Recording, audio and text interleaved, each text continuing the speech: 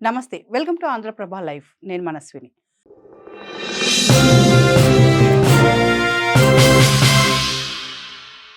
మీరెప్పుడైనా 15 ఏళ్లకి డిగ్రీ అయిపోయిందని, 20 ఏళ్లకే సీఏ అయిపోయిందని, 21 ఏళ్లకే జడ్జ్ అయ్యారని విన్నారా?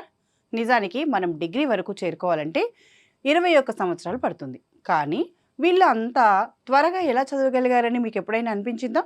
దీని గురించి ఇప్పుడు ఎక్స్‌ప్లెయిన్ చేస్తాను వినండి.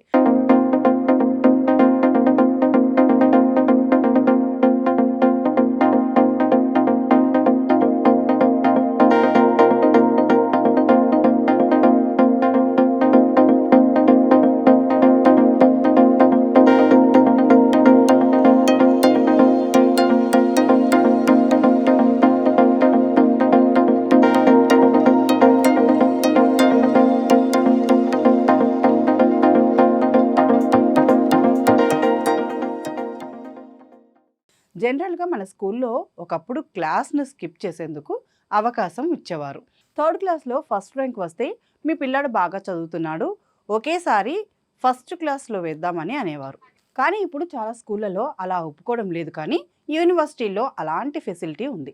స్టూడెంట్స్‌లో స్పెషల్ స్కిల్స్ చూసి వారికి టాలెంట్ టెస్ట్‌లు, ఎగ్జామ్స్ పెడతారు. అందులో హయ్యర్ ఎడ్యుకేషన్‌కు సంబంధించిన క్వెషన్స్ ఉంటాయి. అక్కడ పాస్ అయితే 5వ తరగతి నుంచి ఒకేసారి 10వ తరగతి చదివేయొచ్చు. వాళ్ళ టాలెంట్‌ని బట్టి యూనివర్సిటీ డిసైడ్ చేస్తుంది.